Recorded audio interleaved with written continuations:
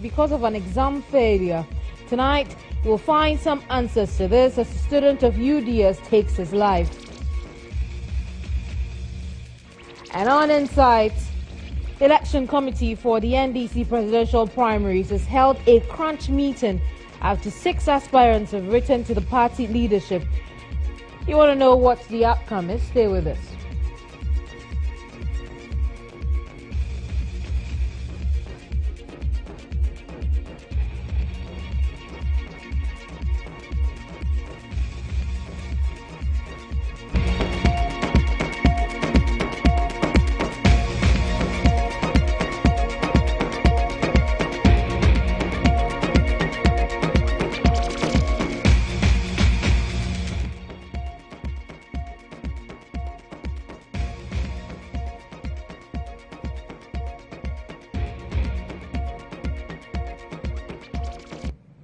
Those are our top stories, but here's our first one. Studies conducted by the Center for Behavioral Health Statistics and Quality indicate about 50,000 people in Ghana, particularly the youth, abuse one form of drug or the other. Although these numbers continue to skyrocket, many Ghanaians attribute the condition to superstitious beliefs instead of seeing it as a clinical condition. GH1 News' Nadima Umar Usman visited the Diseases and Addictive Unit at the Kolebu Teaching Hospital and filed this report. 29-year-old Nidodu is a recovering drug addict. He started his journey in senior high school, where he was introduced to smoking cigarettes by his mates. From there, he graduated from smoking 2 packs of cigar a day to getting hooked on cocaine, heroin, ecstasy and meth. I started having to sell my stuff, my studio equipment, I sold my car, I sold a bunch of things to be able to feed the addiction, because in addiction, when you're using constantly, there isn't really any time to make any kind of money. So any little thing you have, you sell to get money and go and use. It's affected my school, because I quit school in final year. I was studying math in KNUST. Final year, I was doing too many drugs to care about school, so I quit. After suffering from severe hallucinations, Ni made a mental resolve to check himself into a rehabilitation center. I've been to a number of the rehabs in Ghana, and I think they are all accessible. It's just that they're not enough. I know 3 or 4 that are really good. The rest, on a personal level, I wouldn't want to go there or recommend it for anyone. Like Ni, several other recovering drug addicts have sought solace from rehabilitation centers. Ideally, rehabs provide safe, controlled environments away from daily trials and temptations. They also provide highly trained addiction specialists who monitor withdrawal symptoms and also provide the much-needed counseling and support. With this level of care, one can be assured of a safe withdrawal process. But there are currently only 4 public drug rehabilitation centers and not more than 40 trained addiction personnel in the country. As we speak, addiction is a profession in almost all the European countries. They have certifications for people. They have people who are purely trained as rehabilitation experts. To the extent that just like in medicine and nursing, we have public health this thing, in rehabilitation, they have people who do all this preventive aspect, treatment, rehabilitation, and reintegration. They have all those things. They have professionals for them. In our case here, every medical doctor knows about addiction, so they do something. The psychologists know about addiction. We are now churning out, training people solely for the management of addiction. So addiction professionals. Although the Diseases and Addictive Unit at the Kolebu Teaching Hospital is a non-residential facility which provides basic assessment and counseling, it sees to an average of 15 persons a week. The center receives cases from patients who willingly check themselves in, referrals and cases from the courts. Director at the facility, Logosua Megashi, believes the issue of addiction has not been well understood and prioritized among Ghanaians, unlike in developed countries where the concept has been well documented. In the developed countries, it is accepted universally that it is a disease, nothing but a disease. But here, demonic possession, you have been cursed, you have poor, rare experiences. So many reasons have been alluded to the etiology of the disease of addiction. While some private rehabilitation centers can charge up to 1,600 cedis for a 6-month treatment period, the diseases and addictive units currently charges 5 cedis per session. Addiction has its mouth in everywhere.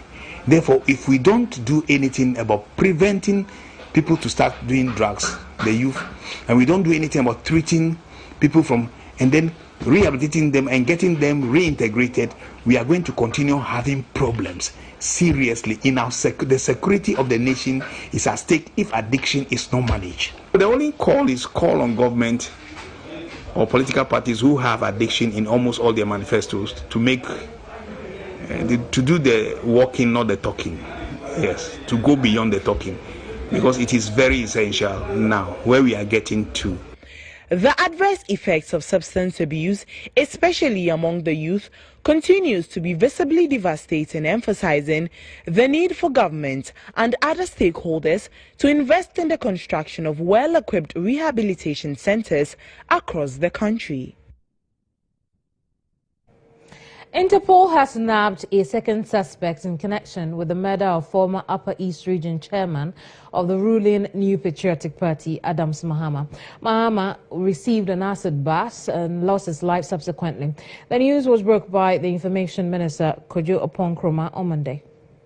Ghana security agencies working in collaboration with Interpol have arrested a second suspect in the murder of Adams Mahama, former chairman of the MPP in the Upper East region.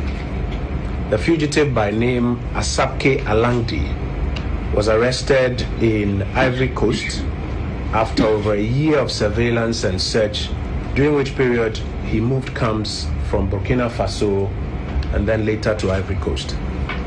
Mr. Asapke was the second person believed to have been in the conspiracy with the first suspect, Mr. Gregory Afoko, in the murder of the deceased, Mr. Mahama, which incident occurred on the 20th of May 2015. It will be recalled that on that day, Mr. Mahama was attacked in front of his home in Bogatanga with acid, leading to his death. Investigations disclosed that his death was caused by the two persons, that's Mr. Afoko and Mr. Alangde. Mr. Alangde, however, fled the Ghanaian jurisdiction in the days after the murder and has been on the run since. Ghana security agencies have been on a manhunt for him since then. Mr. Afoko was, however, apprehended by police and has been put on trial since. The case is being tried by Justice L.L. Mensah, Justice at the Court of Appeal, sitting as an additional High Court judge, and has been adjourned to February 2019 for lawyers to address the jury. Now, while this trial has been ongoing, consistent efforts were underway to apprehend the fugitive, Mr. Alangdi, and he was arrested on Friday, 25th of January 2019, with the assistance of Interpol in Ivory Coast.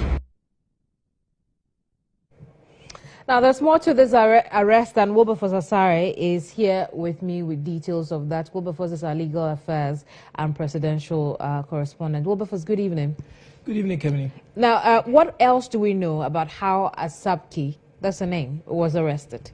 Well, so from the document as presented by the Minister for Information, what we do know is that he was under surveillance for a little over a year in Ivory Coast. He was first in Burkina Faso. They were still checking him out, and he finally landed in Ivory Coast. And so on the 25th of January, that is just a few days ago, the Interpol, together with Ghana Security Forces, in a joint operation, apprehended him so he can stand trial for his suspected offenses. What does this mean for the trial that has gone on for many years now already? Well, indeed, it's a very interesting question, and the reason why I say it's interesting is because the first accused person, which is Gregory Afoko, has gone through a full trial, and by that I mean the state has prosecuted him, calling 14 witnesses, and he has also had the opportunity to open his defense. He told the court that he had 2 witnesses, however, he was able to call only 1 because the second person was not forthcoming, and they had gotten to the point where the judge, L.L. Mensah, had asked the parties, that is the lawyers for the state and the lawyers for Gregory Afoko, to file their addresses so that they can pronounce a judgment on the case. And this issue has just come up with the second person being arrested, and that has necessitated a new action by the Attorney General. She has the power to do that. The enquiries I have made shows that in every trial, the Attorney General can file a nolle prosequi, that is a suit to discontinue the trial before the judgment of the court. So if the court has not given a judgment, the Attorney General can file the nolle prosequi, and that is what has happened in this matter. They were near judgment, but the judgment has not yet been delivered. Which means that Afoko would have to go through the whole trial again, together with his alleged accomplice. Absolutely, and that is because of the element of conspiracy. It is said that he conspired. Given your experience in court, will this be a good thing or a bad thing for him? Well, it's a very difficult thing, if you ask me, because first of all, he was arrested in 2015. Yes. This is 2019. May 2019 will be solid 4 years of being in custody and going through trial. Yes. Only for your trial to be technically cancelled. What it means is that the state is now going to go back and call all these 14 witnesses again. Difficult process. And you're going to have to answer all the questions. You're going to have to do all the skirmishes. At least it will give him time to find his second witness.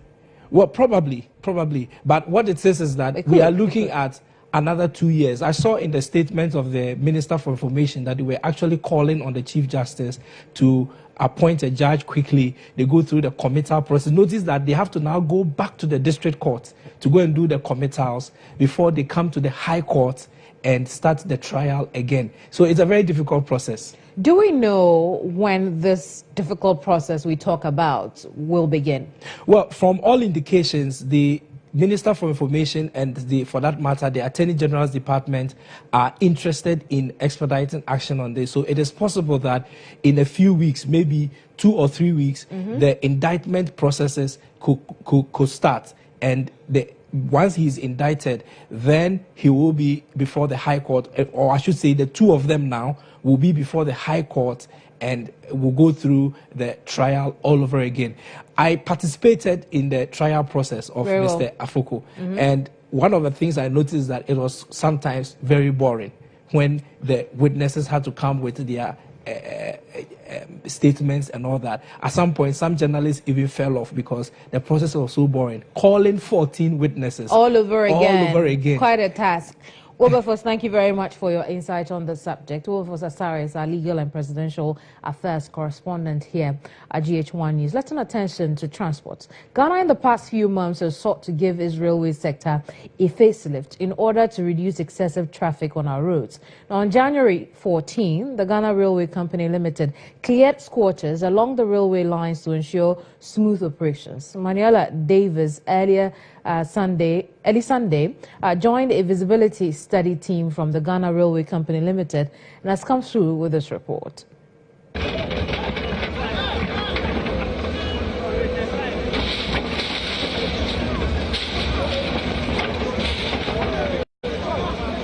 This was the situation along the railway line some weeks ago, a demolition exercise aimed at revamping the railway system.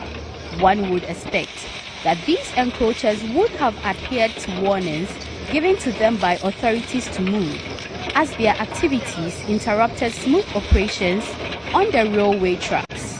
Walking through the railway lines on the Graphic Road, through Circle and Avenue, the squatters had returned and went about their activities with vigor. From food vending to the sale of items like cosmetics, provisions and others, it was almost as if nothing ever happened in the area. New structures also could be seen springing up. Although constructors were on site and were working assiduously, Their efforts were being marred by the constant activity of encroachers on the tracks. In an engagement with an area civil engineer with the Ghana Railway Company Limited, he highlighted the impact the activities of the squatters had on the rail lines, which has caused a delay in its operation. We have our ballast to a certain level, so it's supposed to stay at that level to keep the line intact, to keep the line in shape with the same alignment. But once you have people crossing here and there, they keep moving the ballast off it.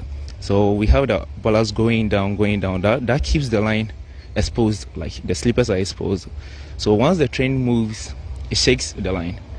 So we have to always come and align the line, and it's like cost 90, because once you work today, you go back, the train moves, you have to come back the next day, come and do that same work again.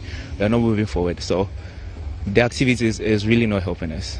He believed that although the squatters were adamant about leaving, the vision of clearing them all to get a working railway system was possible. As compared to earlier on, the number of people we had around the rail line, I think it's on the minimum now, because we've sacked a lot. You sack, they come, but once they come, let's say you sack 50, 20 come back. So we'll keep sacking them till there's nobody around them. Speaking to a section of the squatters, they shared with us some of the reasons why they certainly could not leave the area. Ekia, not her real name, is a commercial sex worker in the area.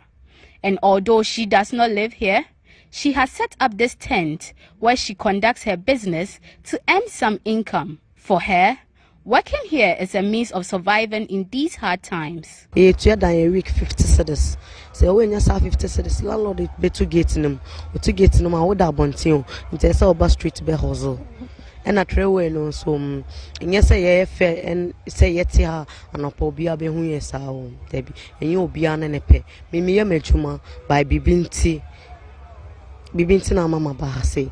Ami ejuma some many bibi kakra mama survive na me maswaide akoyenim anything na mama bahase. Her views were no different from some others we spoke to, who stated point blank that they really do not have anywhere to go. Also be ma ejuma yesu de agina to say ejuma no de obi ma ye na ye wawondin ye gina ye na ye be ma ye betuma ejuma bia ye be ye ese ejuma no si galam se ye kakra wa say no. Isi abe no de yentimi ya bibia ye wa asu kakra na yesu ye den yenya na edidi isi wa bebubu a wa pam yen kon so onim se o pese ko yen free an kokko ade a on bie den ba kuma sensi okay mu na we kobolo fo no mu ko na mu kotina se na mu ma adwuma ye yenti ame enso ye wa ha no ye ya asantefo achemfo ma ye citizen e wo Ghana ye ni ba bia akọ ebobra aha ne nyina ye bobra dane yensa sani ebe benya bia hwa abusia baba bia ti aye ekroma ye bedidie no maton de aye station ye hunu ye sisu free amofra brem besi na ye hunu kro bia aye train station a aye high tension ase ye se aton e de ama obi de aye station ye hunu bi da nti ye ya trase hunu se ye panyufo ne ahemfo ni nyina na ka ho e mo ye o man panyufo so mo moa ama ye youth no ye ntimi kwaye ne mu a ene o mo ka hunu se 2019 to 2020 it will be like a Sierra Leone amaton sasiri nyina de mo panifo bi ene ye tia no mo panifo na sa akotwa soja senior police for usu sikasa na se wasa mo akoye bebrebi ena omo de high adwen o kire no pass e wo se yin natumi yi enyoma the government is munte ne money na ye ne to aba na obetina konwa so a o kasa kire ne pani for asase ne bebre wo ba bi om de malabera for no no for mom na ye tia ye kakra na ye da kohwe mikutamba mienu enkwala mienu no fiti Christmas in kapre kra me nya bi fansa ne me nananom ne mabusuafo. Coming up is Insight.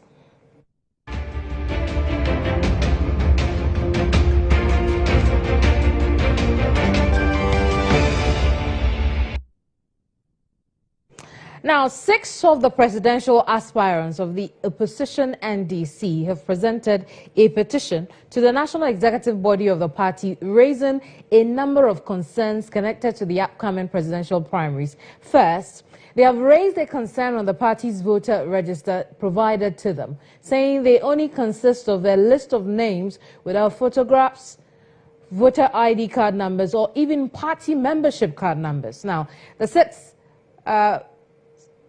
suspect such a discrepancy can create opportunities for voter impersonation and unnecessary confusion on polling day.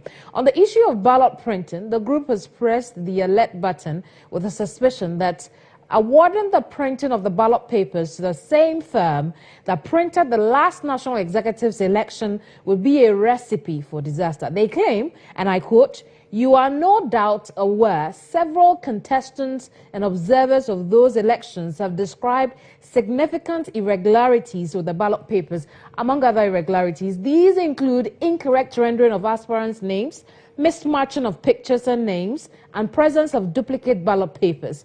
That is, with the same supposed unique serial number. All of these irregularities have been cited in the discourse that calls the legitimacy of the outcome of some of the NEC elections in question." End of quote.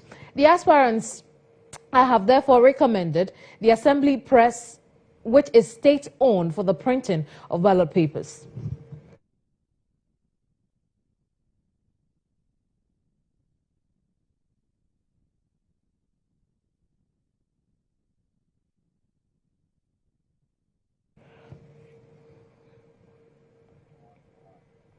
Now let's have a conversation on the back of this. First to speak to us is Abraham Amalba. He's a lawyer and a member of the election team of the NDC. Good evening, lawyer. Good evening and good evening to your viewers.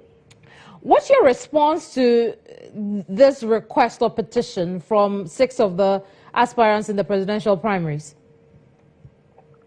Well, what I can say is that they have petitioned the committee. The committee met this morning to consider their petition. They've raised issues. We've looked at the issues they've raised. As a committee, we are a committee of FEC. And so we will be giving our report to FEC, and from there we can take it on. But for now, we think that the issues they have raised merit looking into, and we have actually met as a group to look into those matters. I see. We'll get into the outcome of that meeting that was held following this petition, but what is the explanation or the reason behind the choice of putting up an electoral roll without any form of ID, photographs, or even party membership ID numbers? Well, we have indicated clearly that these are delegates. These are people who are known in their branches. You have 9 delegates coming from each branch, and these are the executives. It is not like in the last election in 2015 where we had the universal coverage where every card-bearing member of the NDC was voting, and that you need pictures. These are specific individuals who are party executives. And so on the day of voting, they would come to the center with an ID card, either the voter's ID card or the party's ID card, to be identified before they vote. And so it is not like we are engaged in mass voting for you to be requesting for pictures of the delegates. These are specific individuals who are known to the party and who these presidential candidates have already gone to them to canvass for vote. So there won't be any... Yes? It would seem as though that reason is very simplistic, in that if I go there with an ID card number and there is no way of checking that number on the electoral roll, how do you then say that because I am a known person, I should go ahead and vote? It sounds very simplistic, doesn't it? That is not what I'm saying. Your name will be in the register. I come, I say, I am Abraham Amaleba from polling station A or branch A. Then I produce my voter ID card, the EC one, or I produce my party ID card, and the name there tallies with what is on the register. And in that ID card, I have my picture. They will look at my picture, which I have produced as an ID card of the EC, and look at my face before you vote. Are you saying that contrary to what is in the petition, the electoral roll has pictures on it? Which electoral roll? I'm saying that we have given them a register. Yes, that register. Does that register hold on. I'm trying to understand what's going on here. According to the petitioners, you only gave them a list of names, no photographs, no voter ID numbers, no party membership ID numbers. Now, per what you are telling us, it would seem that the register you gave them has photographs on them. That is not what I'm saying. The person coming to vote, like me, if I were going to vote, when I get to the polling center, I will produce my voter ID card. The one you have as EC ID card, and the one I also have. If you don't have that one, then you produce the party ID card. And in those ones, the pictures are there. Very well. You look, I understand that. What I'm asking is, for the purpose of a free and fair election, wouldn't it have been better if you produce an electoral roll that had the faces of people or even the ID numbers of people? So if you come there with your card, we can verify that Mr. A is actually Mr. A, and nobody can come and say, you know, the election was not fair. I don't see how putting a picture in the register would ensure fairness. If already there's a picture that you have to produce when you get to the polling station. I'm saying that there's a picture. The picture is in the voter ID card, the EC one, and the NDC voter ID card. You have your picture there. And so the person, the agent will look at you and look at the picture and look at your name in the register. In any case, we have considered all those things, and as a committee, we would report to FEC, and if need be, we will arrange a meeting with the aspirants to deal with this matter. What we are not comfortable with is the rush to the media when the party has provided a platform. The party has not closed the avenue for the participants, the aspirants to come to the party, to come to the executive, to come to the electoral committee to lay their complaint. We are shocked that they've not done this, and what we could see is a petition in the media going around. I see. We think that. But I'm afraid we already know. So let's move on to the second part of this conversation. Now, again, I'd ask, what would be the explanation behind going to the same printing press that cost you quite a number of problems in your just ended national executive elections? We recall that some names were mismatched, some photographs were also mismatched in that election, yet you are going to the same printing press to do your printing for you, which the petitioners do not like. In every situation, you learn your lesson. Now, in the previous one that we had, the Congress that we had in Trade Fair side, the participants in those contestants in that election did not have agents stationed at the printing press to do the correction and to draw attention to any anomaly.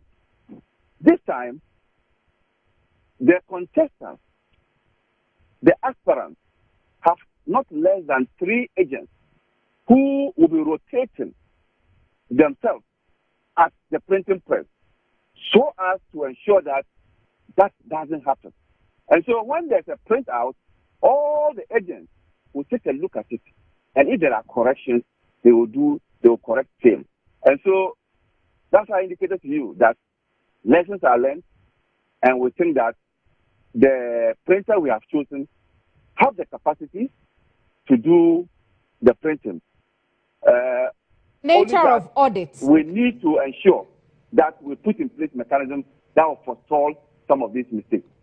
What kind of auditing took place after the national executive election that gives you the confidence that, look, in spite of whatever happened during that time, it won't happen again? Apart from just telling you what I've told you, indicating that there are agents, we invited the printer to a discussion, and that's the auditing. The printer indicated to us what lapses existed. One of it is what I've just indicated to you, which is that they didn't have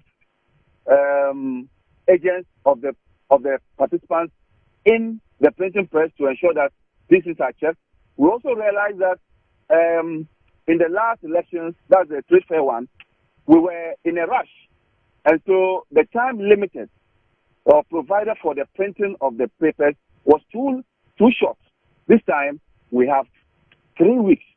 We've dedicated 3 whole weeks to ensure that they have ample time, and so we don't rush them. So clearly, yes, we've had some auditing done to ensure that this does not repeat itself. I see. But what do you think about the suggestion that we should perhaps use the assembly press? That is a non-starter, because as a political party, we are interested in keeping our data, information, to our chest. We cannot give our information and data to our opponent. The opponent being that the one who is heading that institution is a known MPP operative. Let my vote count. He was the leader of that group. We cannot risk our data into the hands of our opponent. We can't do that. Very well, very well. Now, again, if we transfer what the petitioners are saying now, if we put it over a national election, I can only imagine the amount of mistrust that would have existed between yourself as the NDC and the Electoral Commission.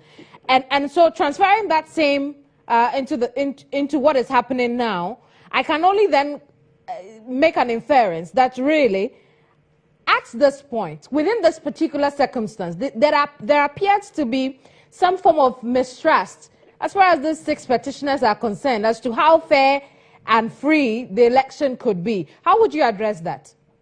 I heard one of them on radio indicate that it's not about mistrust.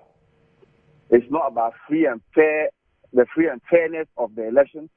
It's about being because if they trust you and the process, they would then say that it's okay, let's just vote with the list. But if you can't do that, it's a clear case of mistrust. One of them just say that their concern is about professionalism. And I've indicated to you that we have had discussions this morning on this same subject matter.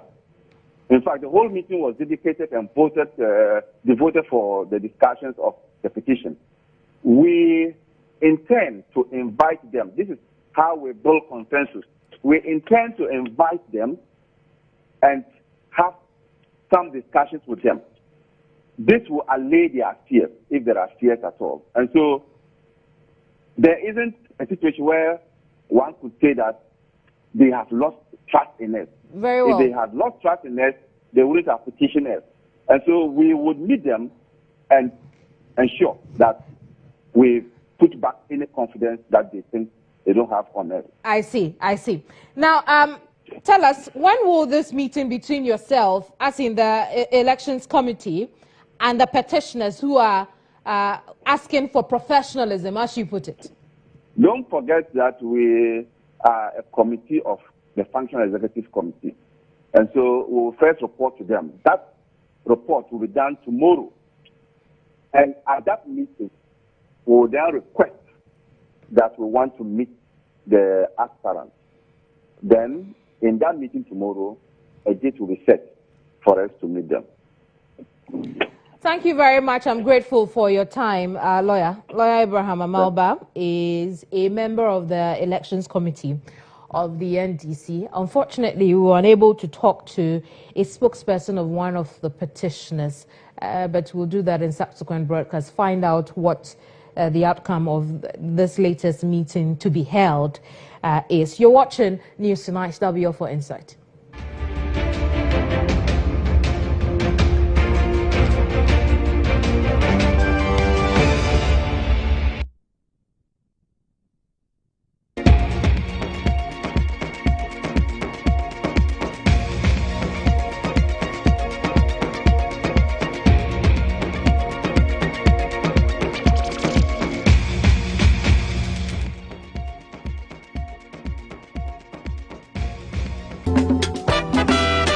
The Ghana Trade Fair Company brings you the 23rd Ghana International Trade Fair under the theme Made in Ghana, Globally Accepted. Date 28th February to 11th March 2019. Checked. Venue, the Ghana Trade Fair Company Law. Checked. What's next? You have to register. Yes, today. Agriculture, fashion, food processing. Check ekrasi.com. Tourism, pharmaceuticals, manufacturing, and just any product or service. Rush to register, exhibit, sell, network, and be globally accepted. Get involved in the 23rd Ghana.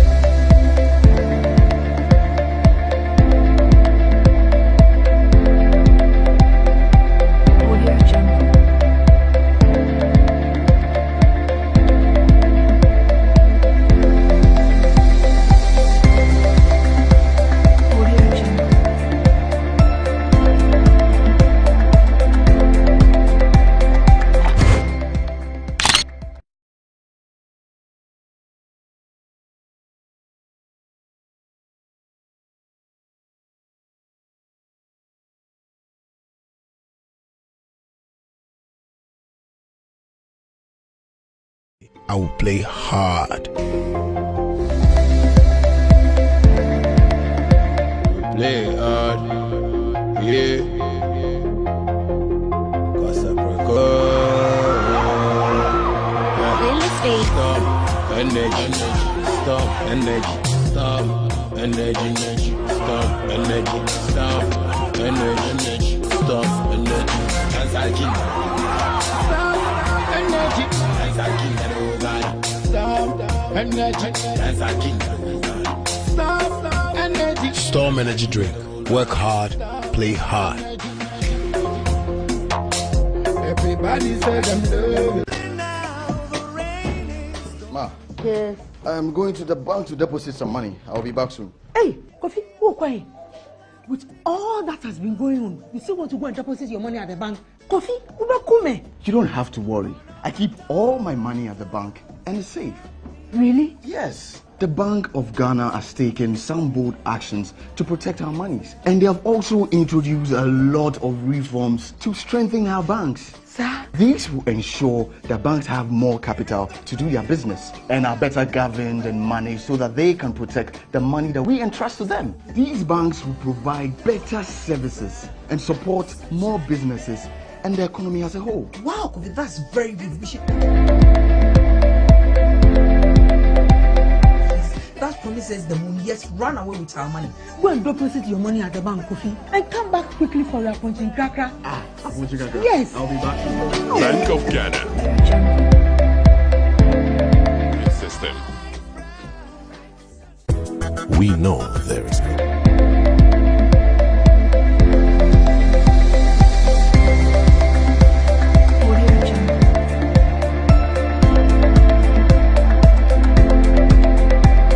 Plaza Suites, nestled at the heart of Asokwa, Kumasi.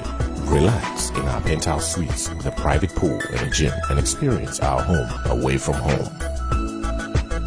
Oak Plaza Suites at the Arc, Asokwa, the pride of Shanti region.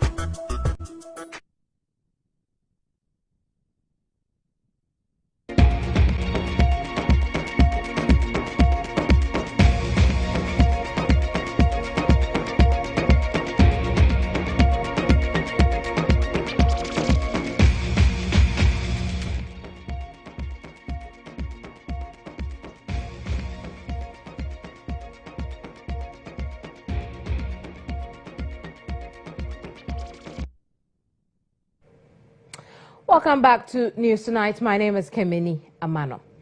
Now, the chairperson of the Electoral Commission has expressed worry about the high cost of elections. She stated that the expensive nature of elections compel the Commission to rely on development partners for funding, and this, she says, compromises the Commission's independence. She spoke at the 17th International Electoral Affairs Symposium held in Accra. The electoral process is the cornerstone to a democracy and the midwife that births democracy. This is according to the chair of the Electoral Commission, Jean Mensah. She stated that the high cost associated with procuring hardware for elections is a concern for the Commission because it forces the Commission to depend on partners for funding, and this, according to her, compromises the Commission's independence. Our elections are fast becoming very expensive ventures, and we constantly rely on our development partners to partly fund our elections, thereby compromising our independence. For example, in 2016, the cost of elections in Ghana was $12, a little over $12 per voter, compared to $9 per voter in Nigeria in 2015 and $5 per voter in Tanzania in 2015. Executive Director of the Institute of Democratic Governance, Dr. Emmanuel Akwete, also commented on the cost of elections. He says this is affected by the high drama surrounding elections in African countries. The progress we've made in electoral democracy in Ghana and other African countries would begin to reverberate in other sectors because cost of elections must come down.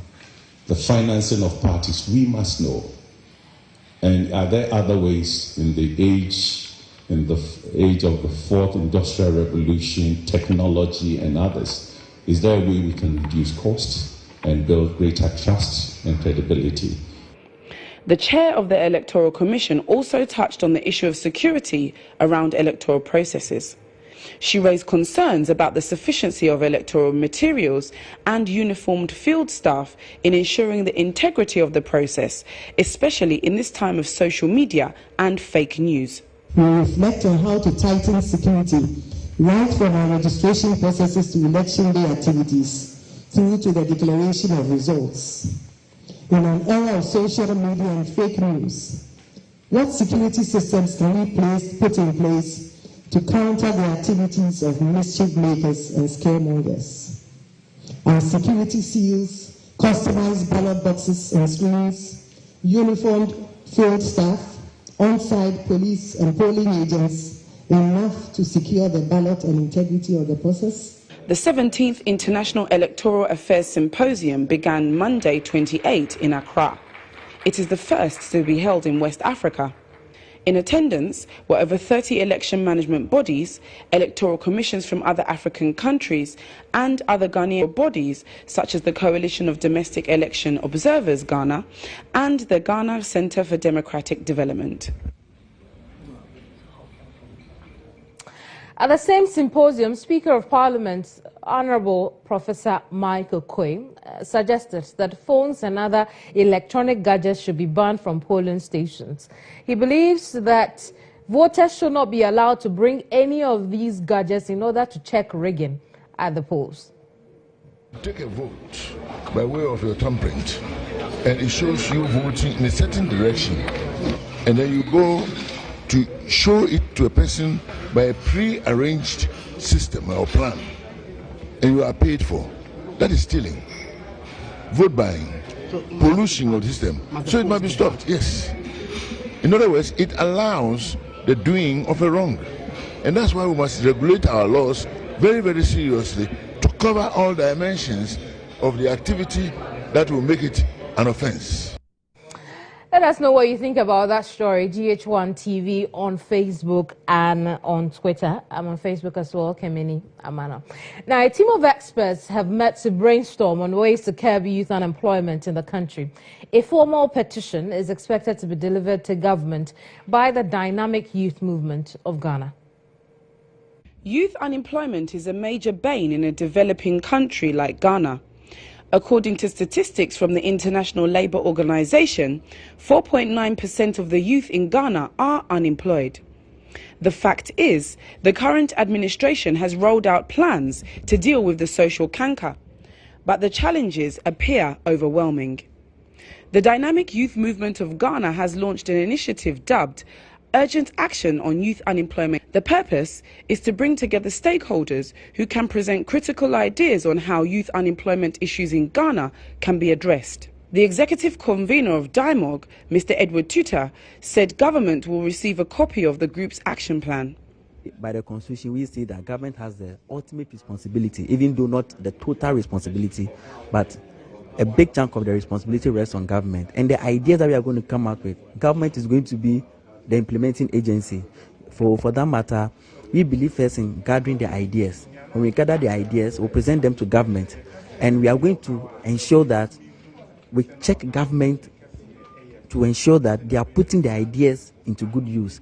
The President of the National Union of Ghana Students, Mohammed Sadiq Gongbila, who was present at the launch, spoke about the educational system being one of the major contributing factors of unemployment among the youth in the country and the need for an overhaul.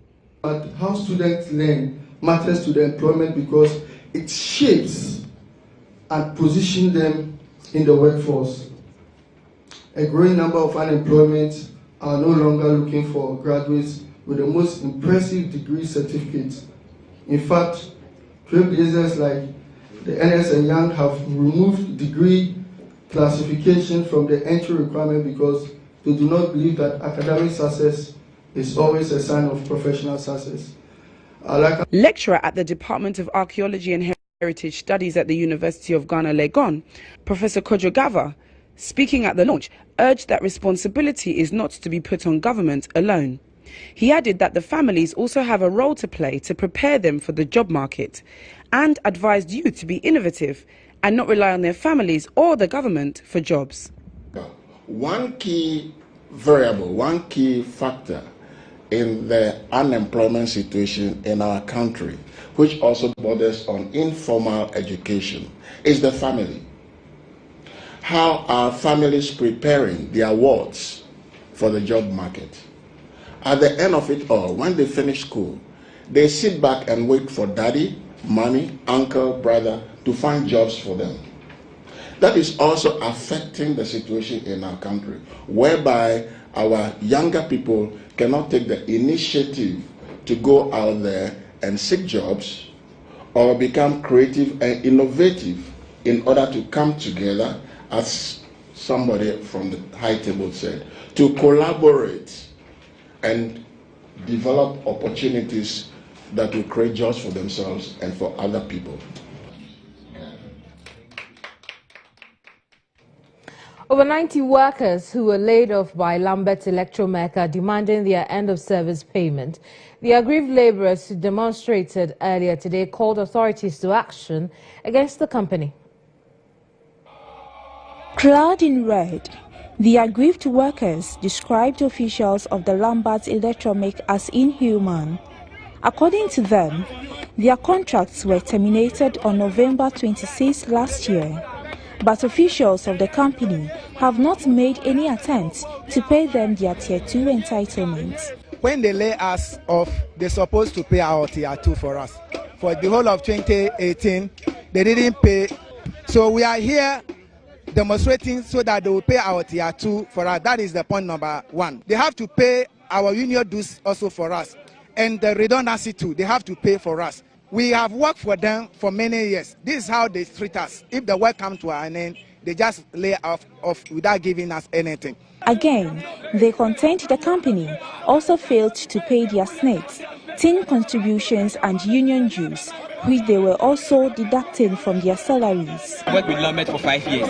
For the 5 years, I'm not supposed to take 6,700 something. For the 5 years, I'm supposed to take 8,000 and over. But they changed the agent in which they told me that they won't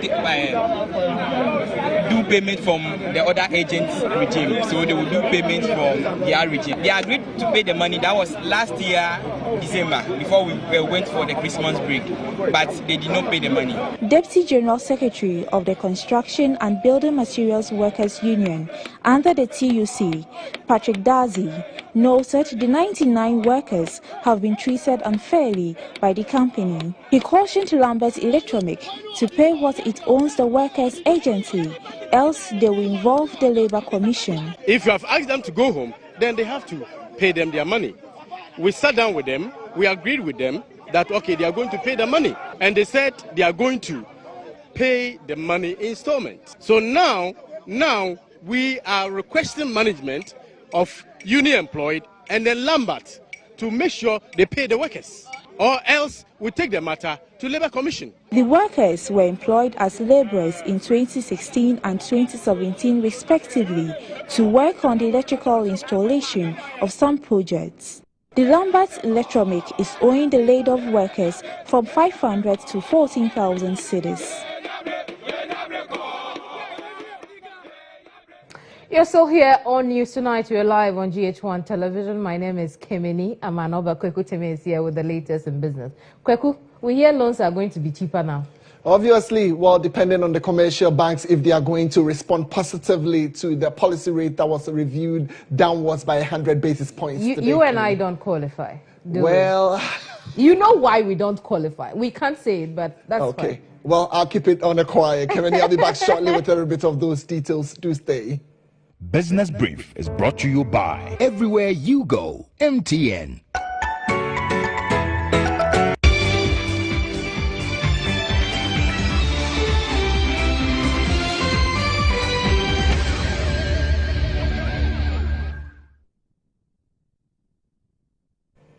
All right, so let's do business now. Cost of loans at the various commercial banks are expected to see some marginal drop in the coming days. Now, this is because of the Monetary Policy Committee's Bank of Ghana has reduced the policy rate by 100 basis points from 17% to 16%. Well, Governor of the Central Bank, Dr. Ernest Addison, told the media the immediate risk to inflation is fairly curtailed, while volatility on the international market has seen some reduction. According to the central bank governor, inflation has seen a consistent decline and is currently hovering within the government's target of 8% plus or minus 2. Hence, the decision to reduce the policy rate from 17% to 16%. The committee also noted that inflation has steadily declined from 15.4% at the end of 2016 to 11.8% in 2017 and further down to 9.4% in 2018, supported in large part by non-food inflation. The bank's latest forecast shows that inflation will remain within the target band of 8 plus or minus 2% over the forecast horizon, bearing any unanticipated shocks. The committee noted that the immediate risks to the disinflation path are well contained, and the current conditions provide scope to translate some of the gains in the macroeconomic stability to the economy. Under the circumstances, the committee decided to reduce the policy rate by 100 basis points to 16%. Ghana is amongst the list of African countries with the highest cost of borrowing. With the prime rate reduced by 100 basis points, businesses anticipate that the benchmark indicator would reflect in the cost of borrowing at the various commercial banks.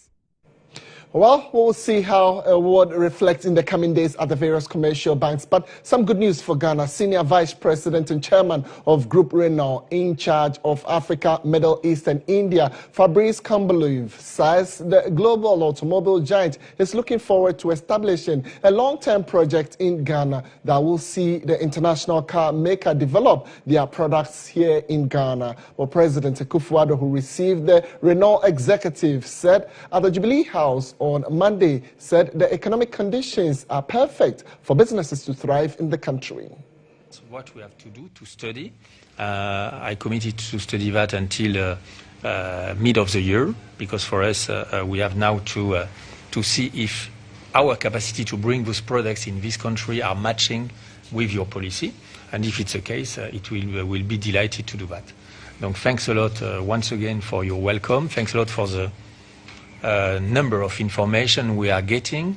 I would like to say that in my stay, I recognize a lot of values you mentioned, and that's very important for us.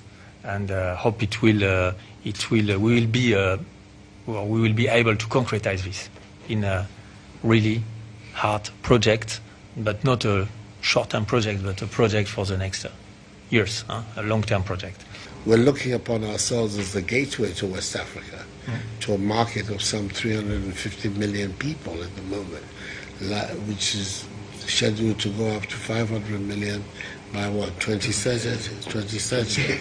So that's where we're positioning ourselves as the gateway nation to West Africa. So we think that it will be a good place for you to look at. On top of it, all right, so that'll be about it for Business for tonight. Tomorrow we're here with some more updates. Until then, just enjoy the rest of your evening. Everywhere you go, MTN.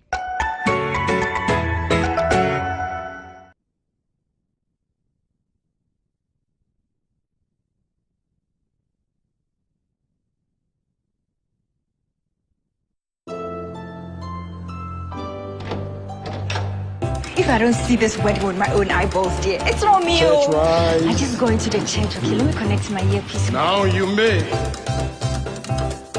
Remember.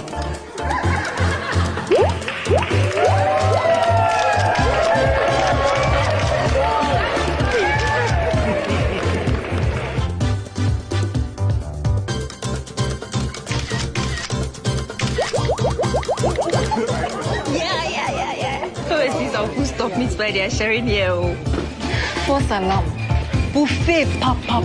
Enjoy even more value with MTN Free After One. You only pay for the first minute of your call on MTN Free After One, and the rest is free. Plus, you enjoy free 50 megabytes worth of data to browse your favorite sites. Umpe where? Umpe deng. Dial *315# to sign up now. We day for you everywhere you go.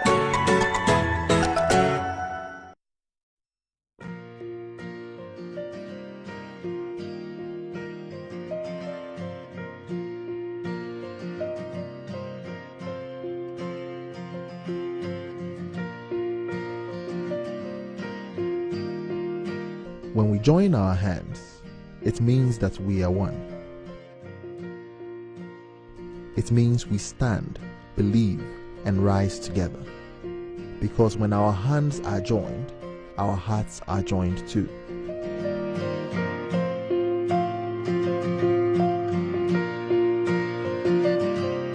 And when all our hearts beat as one, extraordinary things become possible every day.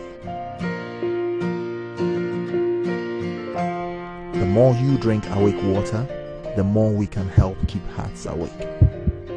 For every bottle you buy, an amount will be donated to the National Cardiothoracic Center, Ghana. To anyone who ever pushed me to go further.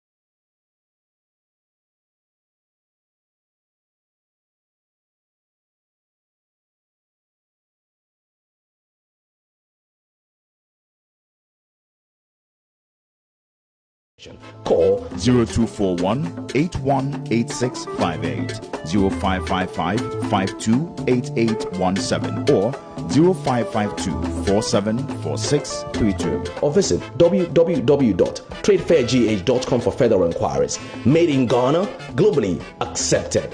Sponsors, media partners.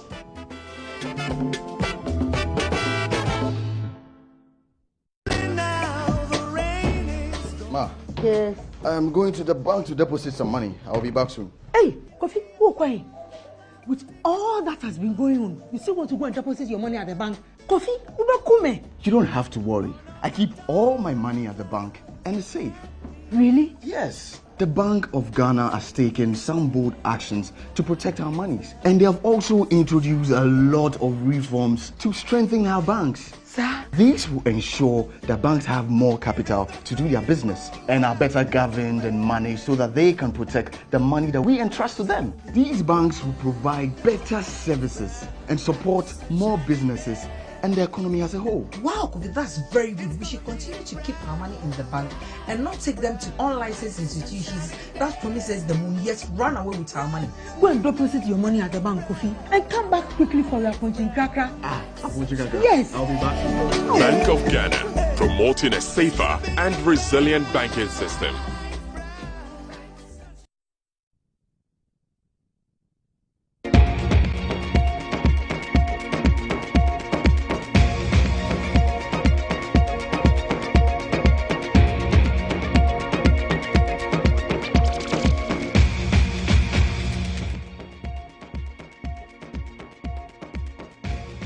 Well, that'll be all for tonight. Thank you very much for your company. Catch a playback on Facebook and on YouTube. Do watch, share, and subscribe. My name is Keminni Amanor. Have a good evening.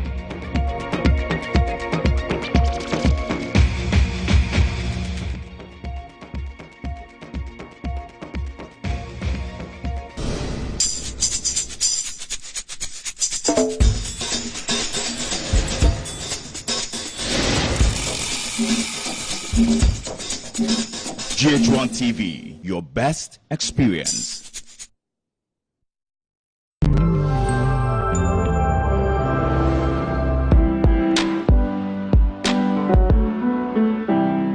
Mara is proudly brought to you